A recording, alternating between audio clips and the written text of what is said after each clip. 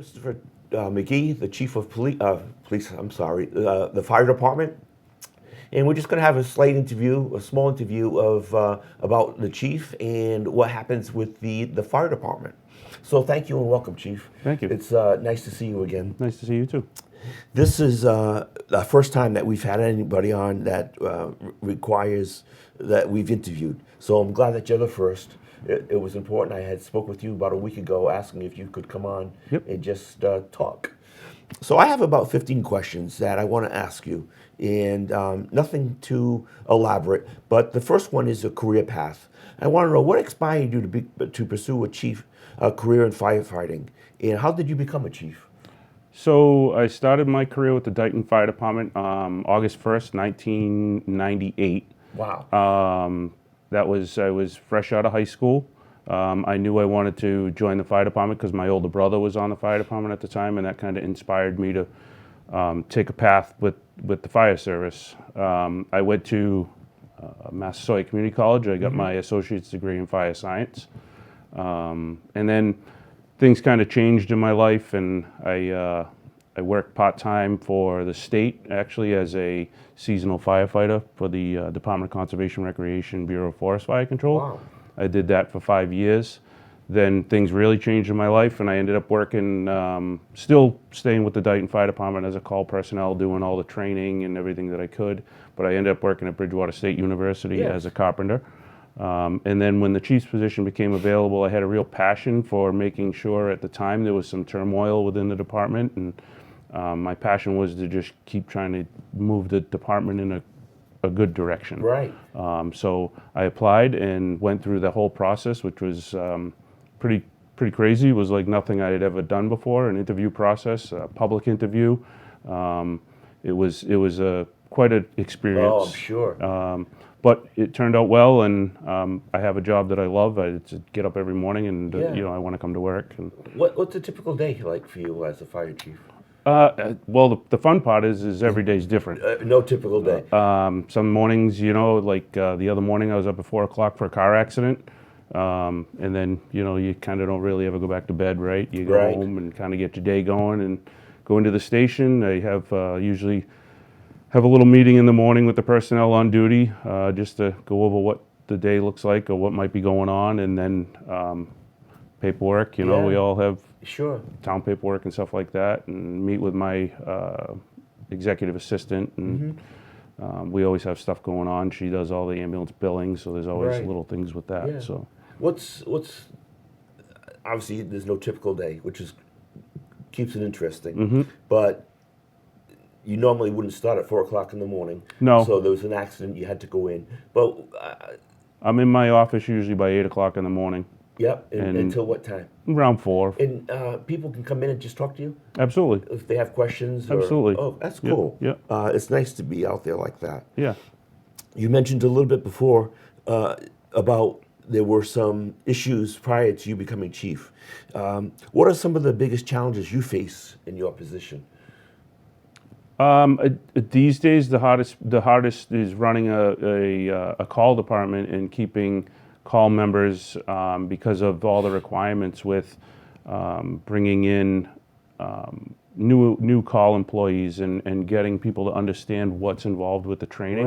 Right. Because it's a 6-month academy and it's all done at night, and so you have to people who are call firefighters for this town are really committed to this department, because they make a true commitment to go to the academy, get all that stuff done, and then as a department, we have policies that you have to make so many calls, so many trainings, and stuff like that. So we make sure that everybody's held at a standard to be able to provide the best service we can. What's a call fire? It's basically it's like a part-time employee, or not volunteer in the sense that they get paid, but it's volunteer in the sense that if a call comes in and they're not home, they don't have to respond. There's, so if they have a family event and they can't leave, then we understand that. Right. But for the most part, we have a really good call department that responds back, that supplements our full-time personnel. Okay. So you have full-timers and then you have call. Correct. There's 9 full-time personnel, 3 groups of 3, and they cover Station 1, 24 hours a day, 7 days a week. Okay. So if there's like a major fire, it doesn't have to even be a house on fire. How can people be sure that the 9 firefighters that you have full time is going to be enough? How do they know enough people are going to show up? So If they're not on the payroll, well, they're on the payroll, but not. so that's the hardest part about Yeah. the job, right? Is that for me, I don't know who is coming back. Sure. It's kind of always I don't want to say a guessing game, but it's always who's available. We have apps that when the tones go out, so they tone, like first fire, for instance, they would tone both stations. Dispatch at the police station tones both stations, and whoever's available responds. And then we have apps on our phones that you can sign in on, and we can see who's coming back. Okay. And those personnel show up on everybody else's phone, and then in both stations where the apparatus roll out the door, at the doors there's TV monitors, and it will show who's coming back, so they know who's coming and if they need to wait or Right. if they can go, Well, and that's we know awesome somebody's that you- coming for the you have ladder. that technology to do that. Yeah, That's cool. It's really nice. I always wondered, when I first moved in almost 40 years ago, somebody lit a fire in the woods that are behind my house. And there were 5 trucks in everybody's driveway down the street. But there were 30, 40 people. And this was when we had just a volunteer fire department. And I wondered how all those people just knew to come. But it's cool that back then, without this technology. Yeah, back then we had the station sirens Yes. on the roof, Right. and those were the only way that people really got notified way back when. And when I first got on, we still had station sirens. It was up until probably 15 years ago we stopped using them just for just to kind of take a little bit off of the neighboring Oh, sure. to the both Right. stations. It gets loud. Right. Sure. Where we all have now pagers, and there's so many mobile apps that we all have to Right. be notified. It's a lot different today than having to rely on Definitely. those sirens. Sure. One of the things that people like to know about the chief is there a particular moment in your career that really stands out, whether it be a particular fire or this tough question, I guess. Yeah, there's a lot of them. Some of them that I try not to. There's ones that you try not to rehash and Right. relive. A lot of bad motor vehicle crashes. Sure. Obviously the Expo fire in my career was a big. Right. When the Expo burned Yeah. down, that was a big one. But really the ones that stand out, unfortunately, are usually bad car accidents Okay. or bad medicals that Yep. we may have all been on. And those types of incidents, I don't like to rehash them. Just No, for, I don't want you to but- rehash them. But certainly the Expo fire, I think just about everybody who's been in town for 50 years or 40 years know about the Expo fire. Yeah, yeah. That was massive. Yeah, and we've had a lot of, even since, we've had a lot of multi-vehicle fires at the auto auction. We had one probably when I first took over, so that'd be 8 years ago. There was 7 years ago, we had one that was 12 vehicles, and then a year or so later, we had one that was 8 vehicles. So those types of Yeah. incidents, structure fires and those types of fires usually stand out more Right. than anything. Do you go to every medical call? I don't go to every medical. Not you personally, I'm sorry. Does the fire truck go to an ambulance call? In this, community? So not a fire truck. So if there's 3 personnel on duty, which we try to keep that kind of a staffing. Yeah. If the 3 full-time personnel are on duty and the ambulance runs to a call, as if the shift officer, we have a shift officer on every shift, there's a captain and 2 lieutenants. If they feel that the call warrants it, they'll roll out with either car 3 or car 4, which are Okay. just, one's an SUV, one's our electric car, depending on what's in service and whatever. If they feel the call warrants it, they'll go out. If they don't feel it warrants it, they stay in the station and are there for the next medical or a fire call Right. that comes in. Okay. So if you get that call that seems like it's a cardiac arrest or a stroke, then they roll out with 3 people in case they need to have 3 people Sure. on that medical. Okay. So it's kind of the discretion of Of the shift. of what's Yeah. happening at the time. Right. Right. I think you're awesome at what you do. What's your leadership style like with the people who work with you. We've done negotiations for the union. Yep. You've always been a representative of the management end, and it's nice to see you interact with the rank and file. But what's your style like with them? I try to be a laid back person, and I try to empower my employees. You know, especially my command staff. So, both stations there's 2 lieutenants and a captain, and I try not to intervene in how they run their shifts or how they run their stations, unless I have to. So. I try my best to let the officers do what they have to do, and I would say that if I was to say about myself, I'm more of a laid back kind Sure. of a leader, but I do also try to lead in the fact that I show I'm not afraid to dig in if I have to. Right. If I have to get involved, if we need a set of hands, there's many calls where I can be running tools back and forth. I can be pulling hose lines if I have to. You know, so I'm not afraid to help, and I try to Right. show that to my guys, so that way they know that I'm there Right. if they need me. A great leadership style. Yeah. I think so. You know? Absolutely. Yeah. How do you believe your work has impacted the community? I mean, you guys are. We had Memorial Day. Your trucks were out there hanging the flag. I see you at other events. And do people come up to you and thank you? And Yeah. I think so. I Yeah. think we try to be involved in as many community events as we can. Obviously, people being available sometimes can be a little tricky, but Sure. even still, if we can send 1 or 2 personnel to represent, that's what we try to do. And as you said, we're involved in all kinds of things that some people don't even realize, but like Santa Run, we do the Santa Run every that's year. right. We do. I forgot that. The union does the Fill the Boot. We do that. We do the Touch a Truck up at Manheim. That's right, yeah. That's a joint effort between the Fire Association and Manheim, New England. And then we do the Cow Chip. We support the Cow Chip. And then there's a lot of them. We provide our flag for Bristol Aggie graduation, and Yeah. so Yeah. Memorial Day, Veterans Day, we try to get out and support Right. those events, Yeah. and put the ladder up with the flag, even if it's that little kind of thing that I think people Sure. enjoy it. And Definitely. I know Mr. Haig appreciates Yes, it. he does. Yeah. I see a lot of people taking pictures of that. It's an awesome sight. Yeah. There was recently talk about a fire muster.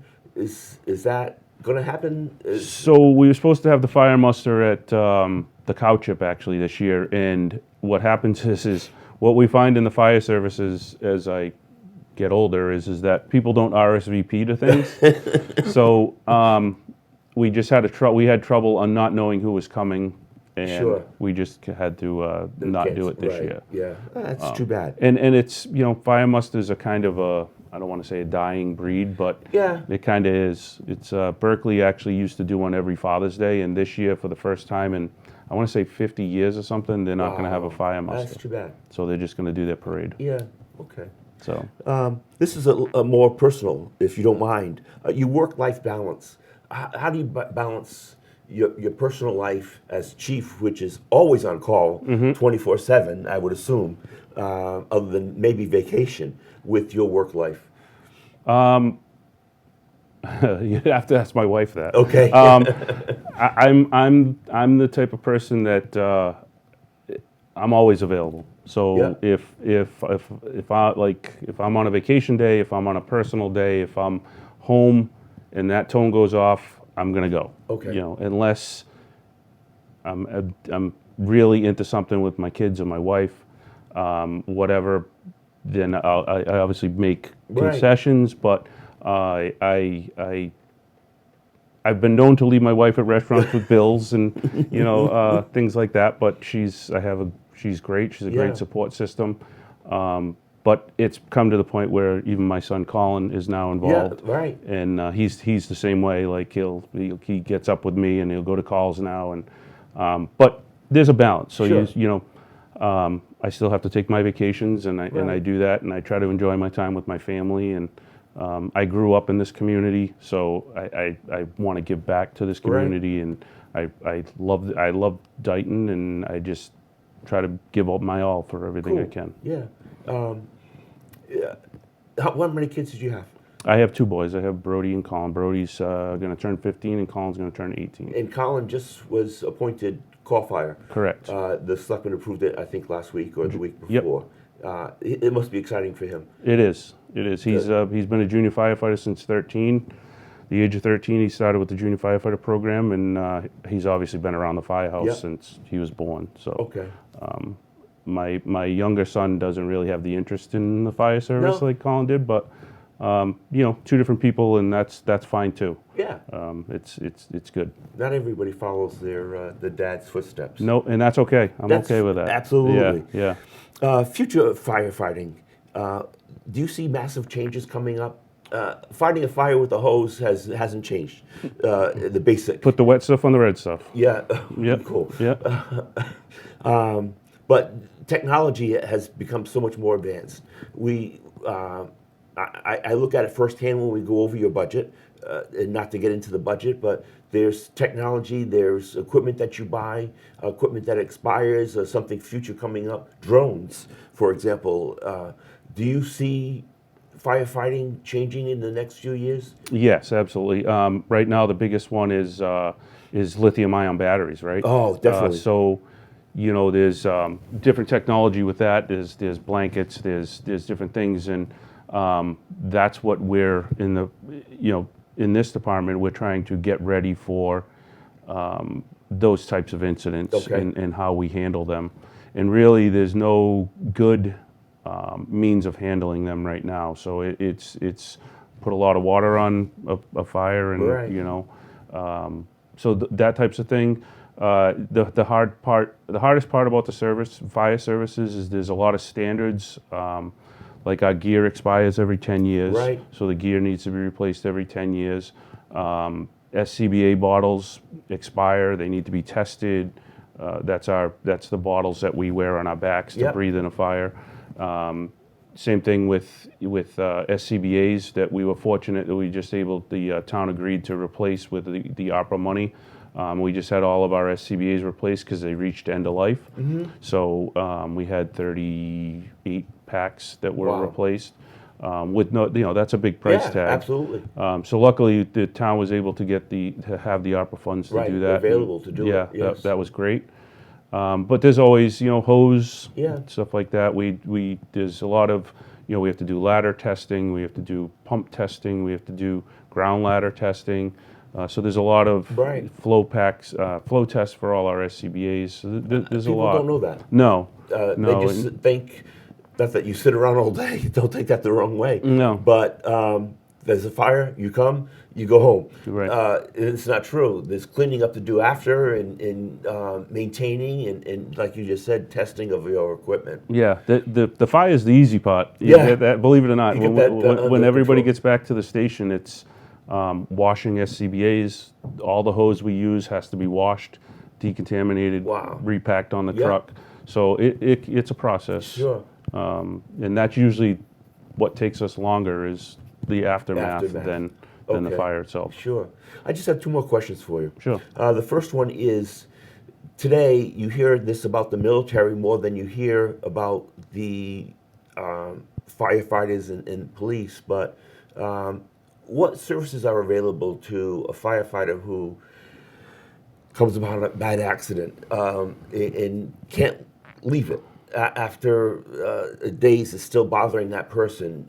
What does Dayton offer, or what do you offer, or the firefighting community offer to assist these people who have post-traumatic? Right. So usually the first thing we do is try to mediate things in house. Okay.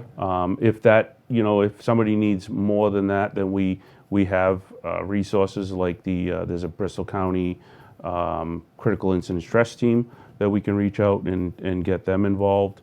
And then there's On-Site Academy, which is up in Gardner or Westminster, Mass. Okay. And they can be referred there, and that's a place that you Sure. can go and deal with your Right. talk to people and talk to people who've had similar kind of interactions Right. and stuff.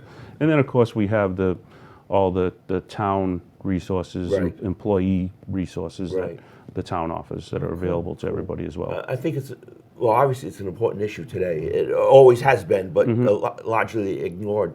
But I think people drive by an accident and they see that it's bad, don't realize the impact that it has on your responding personnel. Absolutely. And that's it's Yeah, and I just think the way it is, I you know, guess. I think around the firehouse, if somebody walked in on a day-to-day basis, you might think that we're all crazy just with some of the conversations that we had. Sure. If you were able to walk in and catch us in the middle of something, you know, you might think we're all crazy, but it's just a lot of things that we talk about and that we share with each other are not normal kinds of things, Right. and that's the way that we deal with Right. or vent or Yeah. deal with what Just talking about happened. it. You know, Right. is yeah. For me myself, like I said, I've seen a lot in my 24 years here, and I know talking to my personnel, talking to when I was a firefighter, talking to my officers and talking to fellow firefighters did a lot for me. And Great. you know, obviously you have the support of your family as Sure. well and that type of thing too. Yeah. So, but I try not to take home those kinds of Yeah. incidents and gory things. Right. You know.